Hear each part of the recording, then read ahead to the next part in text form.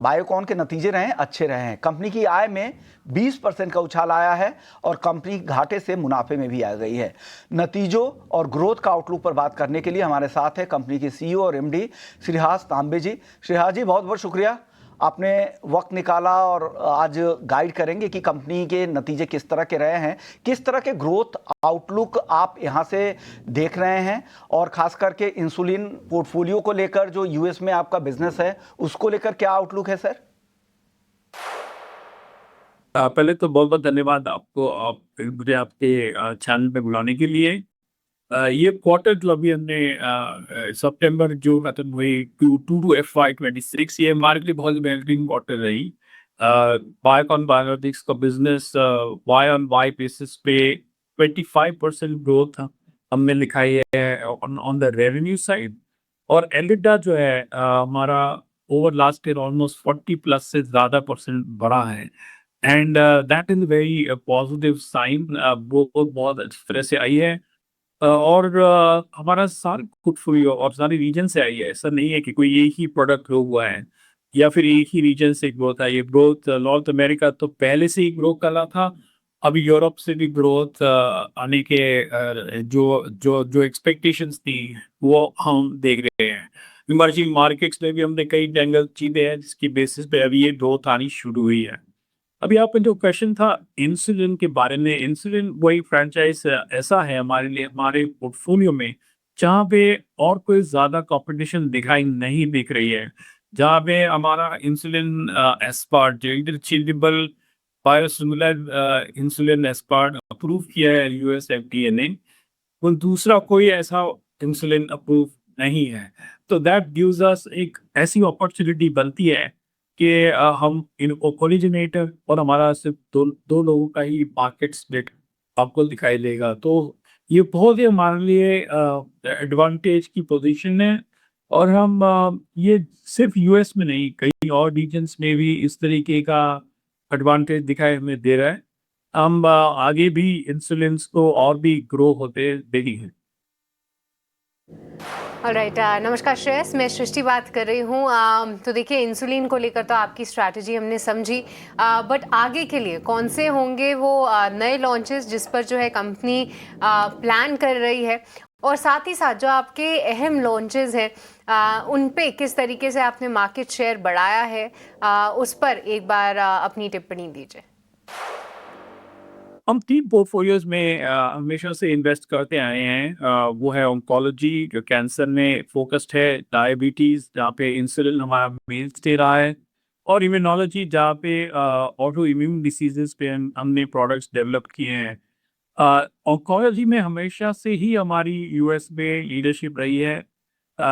अभी 7 साल से हम इन प्रोडक्ट्स को कमर्शियलाइज़ कर रहे हैं, पेशेंट्स को हेल्प कर रहे हैं।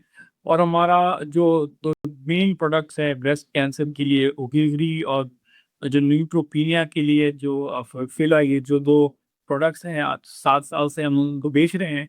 इनको 25% से ज़्यादा मार्केट शेयर आज यूएस में मिला हुआ है। तो ये काफ़ी स्ट्रॉन्ग पोजीशन पर है, और ये पोजीशन प्रॉफिटेबली भी हम डील कर रहे हैं। इंसुलिन की हमने जो अभी बात करी थी, इंसुलिन एक यूनिक पोजीशन है जहाँ पे हमें कोई और बायोसिमिलर कंपटीशन यूएस में दिखाई दे रहा, किसी ने फाइल भी नहीं करा। तो काफ़ी स्ट्रॉन्ग पोजीशन में हम वहाँ पे हैं। इंसुलिन ग्लार्जिन तो कई साल से चल ही रहा है काफ़ी स्ट्रॉन्ग पोजीशन में। और अभी इंसुलिन एस्पार्ट भी हम जब लॉन्च करने जा रहे हैं, तो वहाँ पे भी हमें काफ़ी उससे एक्सपेक्टेशन दिखाई दे रही है। जो इम्यूनोलॉजी के प्रोडक्ट्स हैं, हमने यूरोप में इनको काफ़ी रिटेल स्पेस में डेवलप किया है, और ग्रोथ वहाँ से आती ही रहेगी बिकॉज़ वो एक स्टेबल पोर्टफोलियो है जो इस क्वार्टर में आज भी हमें दिखाई दे रहा है। तो in all if you see diversified both from therapy area से भी हमने डाइवर्सिफाई किया है, और रीजन के बेसिस पे भी हमारे पास डाइवर्सिफिकेशन है। तो ये डाइवर्सिफाइड पोर्टफोलियो का फ़ायदा भी आगे आपको ज़रूर मिलेगा।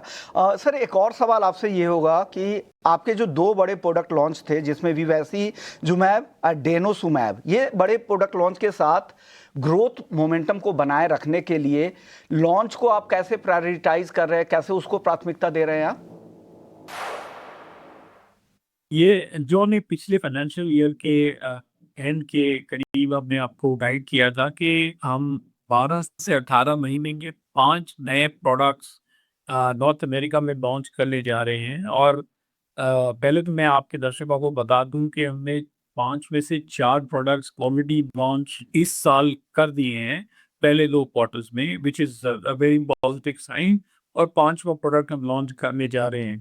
अभी जो आपने नाम दिया denosumab का, बट उसके अलावा भी ustekinumab हमने काफ़ी अच्छे से लॉन्च किया है, जहाँ पे हमने ऑलमोस्ट 70+% जो फॉर्मुलरीज हैं, जो कमर्शियल पेयर्स हैं, उनकी फॉर्मुलरीज में हम हमारा प्रोडक्ट यसन टेक आपको दिखाई देगा। और उसकी अर्ली मार्केट शेयर्स काफ़ी इनकरेजिंग नज़र आ रही है। तो पहले तो वो है। दूसरा, हमने ऑन्कोलॉजी का हमारा फ्रेंचाइज यूएस में स्ट्रेंथन किया है, जहाँ पे हमारा बेविसिजुमैब जो बेवली के ब्रांड से जाना जाता है, वो भी हमने लॉन्च किया है, जो अभी मार्केट शेयर गेन करेगा। हमारा ऑन्कोलॉजी का जो पोर्टफोलियो फ्रेंचाइज है, वो और भी स्ट्रॉन्ग होगा उसके आने से। तीसरा, हमने एस्पार्ट की भी बात की, इंसुलिन, जहाँ पे हमें कोई कंपटीशन दिखाई नहीं दे रहा, तो that is a very strong position. हम जैसे 26 में एंटर करेंगे, उस प्रोडक्ट को हम कंट्रीब्यूट करता दिखाई देगा। हमने कनाडा में ESFPB जो आइडिया का बायोसिमिलर है, उससे लॉन्च किया है। और उसके 3 सबसे ज़्यादा पॉपुलर जो जो प्रोविंसेस हैं, ओंटारियो से लेकर के क्वेबेक तक, उन तीनों प्रोविंसों में हमने एक एक्सक्लूसिव पोजीशन, एक प्रेफरेंशियल पोजीशन हासिल करी है। तो वो भी एक बहुत ही अच्छी रही है। और denosumab, जिसका हमारा अभी एमजेन के साथ सेटलमेंट हो गया है, हम उसे भी अभी पेशेंट्स के लिए लेकर के आएंगे। सो काफ़ी पॉजिटिव चीज़ हमने गाइड करी थी लास्ट ईयर। अभी आपको दिखाई दे रहा है कि हम उस गाइडेंस के हिसाब से डिलीवर कर रहे हैं। ऑलराइट, बट श्रेयस, आप कितने कॉन्फिडेंट हैं अपने मार्जिन्स को इस लेवल्स पे सस्टेन करने के? देखिए, इस बार आपके कंसोलिडेटेड मार्जिन्स देखें तो वहाँ पर एक अच्छी बढ़त रही है, बट आगे के लिए गाइडेंस क्या होगी और प्लांट यूटिलाइजेशन किस तरीके से इम्प्रूव होगी और वो क्या अपना रोल बनाएंगे मार्जिन प्रोफाइल में? अधिक हमारा परफॉर्मेंस अगर आप देखें पिछले कई क्वार्टर्स में और आगे भी अगर आप देखें, हमने हमेशा से कहा था कि हमारा जो एबिटा मार्जिन होगा वो 20s में रहेगा, 20 टू मिड 20s में रहेगा। और अभी भी अगर आप देखोगे तो इस क्वार्टर में भी हमने 24% का एबिटा मार्जिन रिपोर्ट किया है, जो 400 बेसिस पॉइंट ज़्यादा है लास्ट ईयर से सेम क्वार्टर बेसिस पे। इसकी वजह ये है कि रेवेन्यूज काफ़ी ग्रो हुए, कॉस्ट बेस आपका इंक्रीज नहीं हुआ है, जिसकी वजह से जिसे ऑपरेटिंग लेवरेज कहते हैं, वो आपको P&L में अभी दिखाई दे रहा है। और ये बहुत ही अहम बात है, क्योंकि ये जो आपने कॉस्ट बेस रखा है, ये कॉस्ट बेस और भी ज़्यादा अगर रेवेन्यू लाइन को सपोर्ट करेगा, तो आपको ये ऑपरेटिंग लेवरेज काफ़ी ज़्यादा कंट्रीब्यूशन एबिटा में करता हुआ नजर आएगा। तो ना ही हम कॉन्फिडेंट सिर्फ हैं, हमें दिखता है कि ये स्टेडी भी रहेगा आगे चलते कई क्वार्टर्स में। शुक्रिया श्रीहास तांबे जी, आपने वक्त निकाला और दर्शकों को गाइड किया कि बायोकॉन को आगे को लेकर उनके मार्केट किस तरह से डेवलप हो रहे हैं, आगे की आपकी तैयारी क्या है और कौन कौन से मार्केट आपके लिए कंट्रीब्यूट कर रहे हैं। शुक्रिया आपका। चलिए, इसी नोट पर